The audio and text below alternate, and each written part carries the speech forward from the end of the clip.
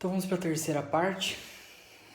Para essa definição de consumidor, então nós já descobrimos aí como que se define essa questão do destinatário final, né? Só para complementar também, o STJ vem acolhendo essa teoria da Cláudia Lima Marx, que é, na verdade, a mais aceita mundialmente e que ela trouxe para cá da Alemanha. E aí, aos poucos, os tribunais vão acolhendo essa ideia, né? De que eu tenho que analisar caso a caso quem que é o consumidor e, em alguns casos, eu posso, sim, presumir que aquele cara é consumidor. É o caso, por exemplo, da pessoa que compra para uso pessoal e tal. Essa pessoa, eu posso, sim, presumir que é consumidor.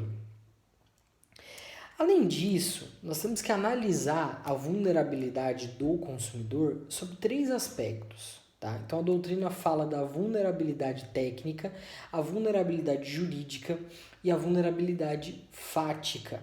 Tá bom?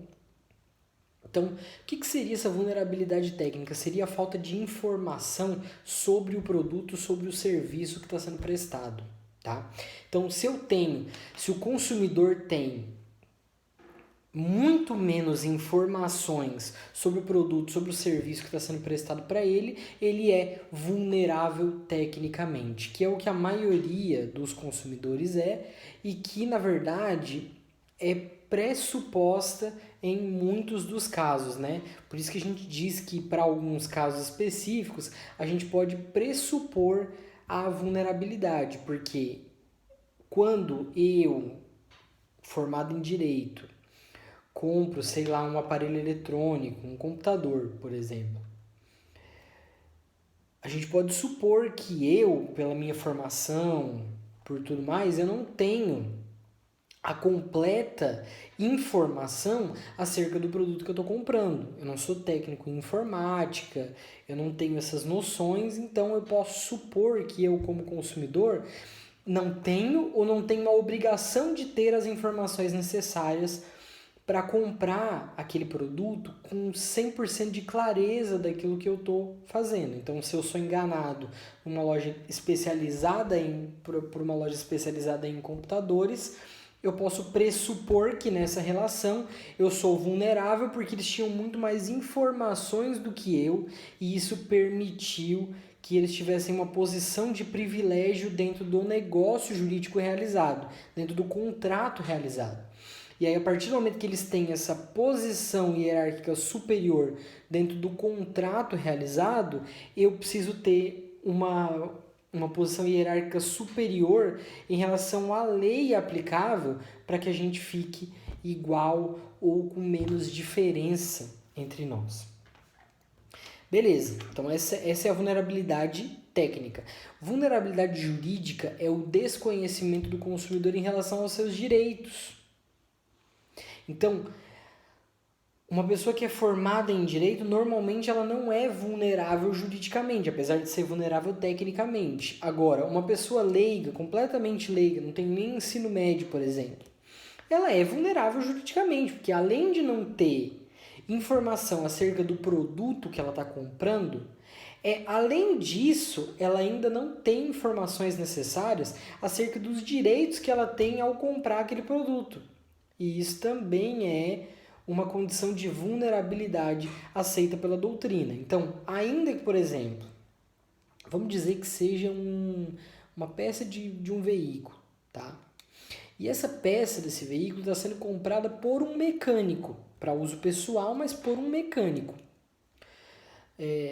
Talvez a vulnerabilidade técnica dele não seja tão evidente.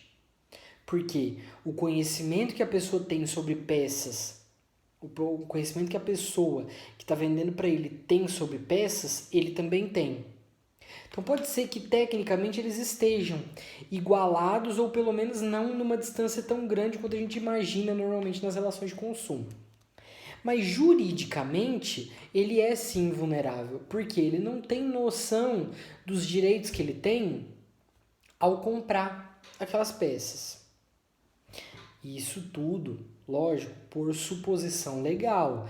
Não quer dizer que eu tenha que a pessoa, que um mecânico, ou qualquer que seja a profissão, né, não possa estudar o Código de Defesa do Consumidor. Algumas pessoas factualmente podem saber os direitos que ela tem, mas a lei supõe que essa pessoa, como vulnerável nas relações de consumo, não tem o mesmo conhecimento ou não tem todo o conhecimento que ela deveria ter sobre aquele fato. E por último, a vulnerabilidade fática, que essa quase sempre existe nas relações de consumo, que é a diferença factual entre o vendedor e o comprador. Então, quando eu compro numa loja gigante, cheia de coisas, com poderio financeiro grande, tudo mais, eu tenho uma vulnerabilidade fática. Por quê? Porque essa diferença econômica e estrutural entre nós dois gera para o vendedor uma vantagem que o Código de Defesa do Consumidor vê como justificativa para me defender em eventual discussão acerca do contrato que eu fiz com ele. Quer um exemplo? O banco.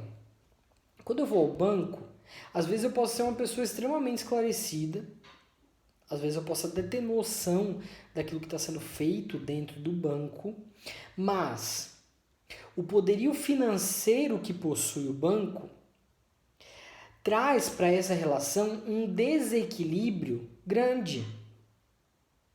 Por quê?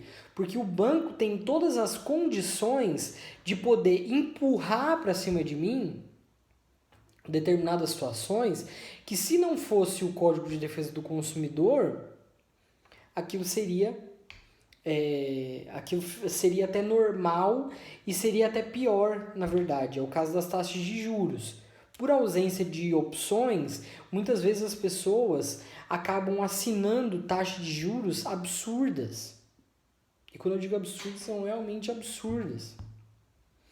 E aí, isso se dá por quê? Porque o poderio financeiro que possui o banco, o poderio econômico, o poderio estrutural que possui o banco, permite que ele faça esse tipo de coisa com determinadas pessoas que estão muitas vezes em estado de necessidade, que estão muitas vezes sem outras opções viáveis para praticar o mesmo negócio. Quer dizer, se eu não pegar com o banco, eu vou pegar com quem?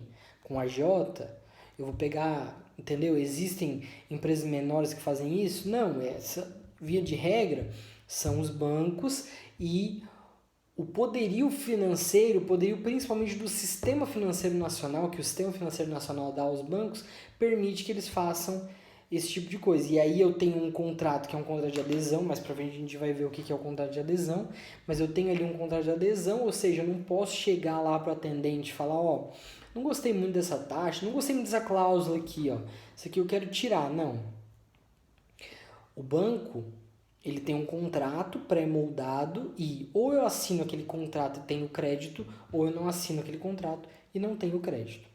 Isso se dá porque, na verdade, na política bancária se entende que o custo de analisar contrato a contrato, proposta a proposta, seria maior ainda e elevaria o custo de todos os contratos. Então o banco prefere ou não fechar o contrato ou fechar o contrato com aqueles termos específicos e fechados ali na hora, né? Então, eventualmente a gente pode até discutir que em alguns bancos eu consigo debater a taxa de juro, tentar uma taxa de juro menor, ok, existe sim, mas no geral, 99% do contrato bancário, qualquer que seja, não estou falando só dos contratos de empréstimo, estou falando de contrato de abertura de conta e tantos outros aí, em qualquer um desses contratos, ou eu assino o contrato que está vindo para mim, ou eu não vou fazer o negócio jurídico. Tanto é assim que o STJ já decidiu e tem súmula, inclusive, sobre o assunto,